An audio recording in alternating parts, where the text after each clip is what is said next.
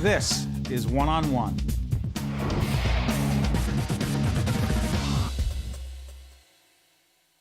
We're pleased to be joined by Chris Hayes, who 8 o'clock every night on MSNBC anchors, hosts, All In with Chris Hayes. It is an interesting show because we were just talking before about how engaged and involved he is in that process.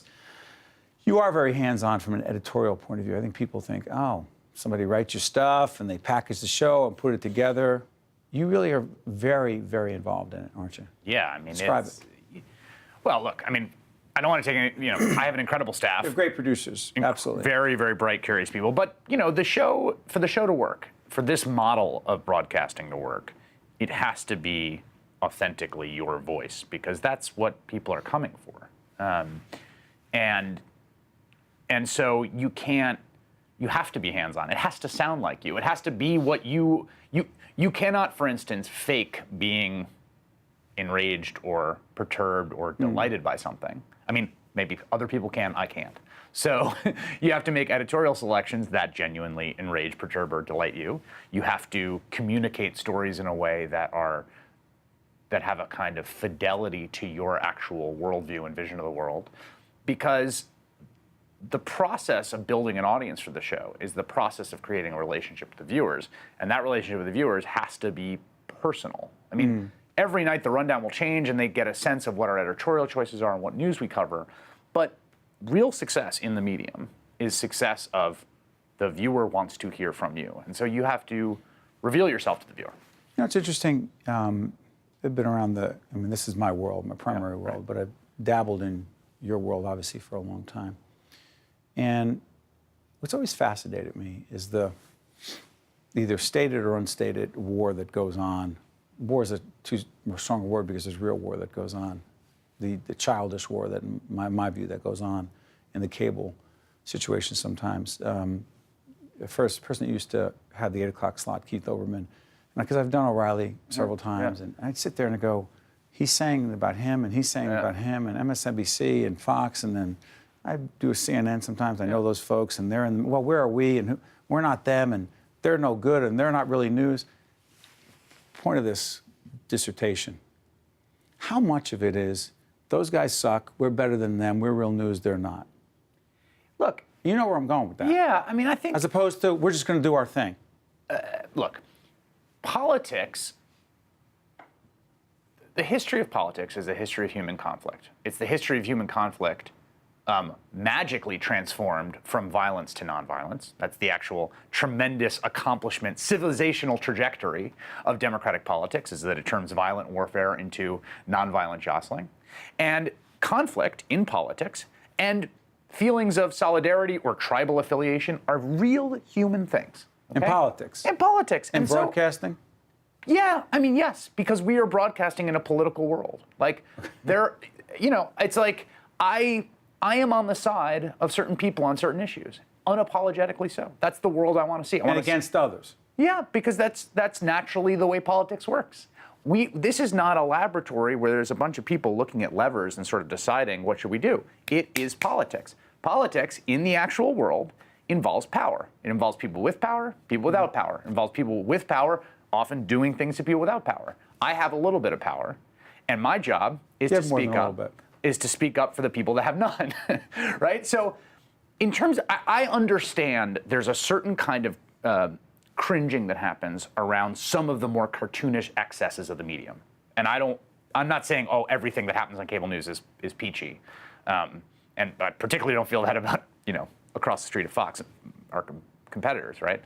But that said, there is no escaping the fact that when it comes down to it, politics is conflict. And you can be cheap about that conflict, you can be a demagogue about that conflict, or you could be honest and visceral and authentic in being part of it. But I think the thing that people are responding to is some conception that politics is conflict and we are the observers of it as opposed to the participants. No, I hear you. But I had Eric Bolling in here from Fox News. He was sitting in that chair just yesterday. And one of the areas I pressed him on was the degree to which in some cases, if President Obama were to do some really terrific things, and he has, to the degree to which he and some of his colleagues would, in fact, objectively step back and call it what it is by most reasonable standards, as opposed to having a point of view that said, can't do that. Question. To what degree do you feel that I'm not going to ask you for your colleagues, that you're not there to defend Rachel Maddow or Lawrence O'Donnell or anyone else. That's not your job. But you like the president, you respect the president, but do you have any responsibility to your viewers if you think the president has screwed up on Obama? Absolutely. Yeah. And don't hold back at all just because he's someone you like. Yeah. Yes. I mean, I was extremely strong about Syria. I mean, extremely strong. That was a disastrous idea, a bad idea. We led the show with it every night. No. We get crap from some of the Democrats, liberals who say, "Hey, you're supposed to be with us." Yeah, sure. Yeah. And you couldn't care less about that. Yeah. I mean, look. I care because I care about viewer feedback broadly. You know what I mean? You care about ratings because your ratings are pretty darn good. They've gotten good. I care about ratings. Look, ratings that's the metric in our industry. You can say, well, there are periods of time where I have had to step away from looking at the ratings sheerly to focus on figuring out what I am trying to do and how that relates to the audience. I'm now at a point where I've gotten better at doing that. I've developed my own sense more in this job that I can open myself up more to the sort of constant feedback that comes from ratings and from other viewer emails, all this stuff, right? Because, like I said, you're in conversation with them. So lots of sources of information right now. Exactly, and people are angry at me when you beat up on the president. And I listen to that, but that doesn't stop me from doing it. And the president's wrong about a lot of stuff all the time, as every American president is, including they make decisions, including they do FDR, things. who ran the internment camps, and Abraham Lincoln, who was also the most progressive president of the last 100 years. Yes, right. But makes a lot of decisions, and that's the nature of the job. But it's so interesting to me because when people talk about objectivity in TV news, that is just, they don't understand the nature of what is going on in prime time. Because Erin Burnett was also sitting here yesterday, and she sees her role differently. Because that network is choosing to do something different. But that I think is the key point. It is a choice. Yes. And we have conflated a choice that everyone should be very clear. The model of objective journalism that we come to think of as sort of given to us from on high was Walter Cronkite back in the that was a marketing decision made by newspapers who wanted to sell newspapers to more people than just the people that had their politics. I mean, the history of marketing decision. The history of American journalism is of a strongly partisan ideological press. Starting around the 1920s, 30s, and into the post-war period where it really hit its apex, people figured out, oh, wait a second.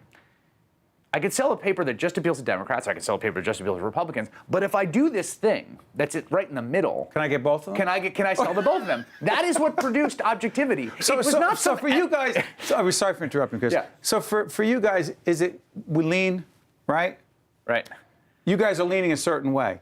Is it a marketing decision that we have a really good shot at getting this really big chunk of the American public if we lean? I would say marketing, or that's what you guys believe. From the perspective of the company, why does the entity that is NBC Universal have this thing? It is because it produces returns. But that's what you believe. That's what Rachel Maddow believes. That's what Lawrence O'Donnell believes. Oh, okay, right. So I genuinely believe those things. But that's a very different thing. NBC Universal and Comcast is not running MSNBC in the way it is because those are the beliefs of the ownership. They are running it the way it is because it has found an audience. And no one comes They to are say hiring people like me and Rachel who genuinely believe in that. Did you ever think that you'd have this prime time? No. No, not the plan?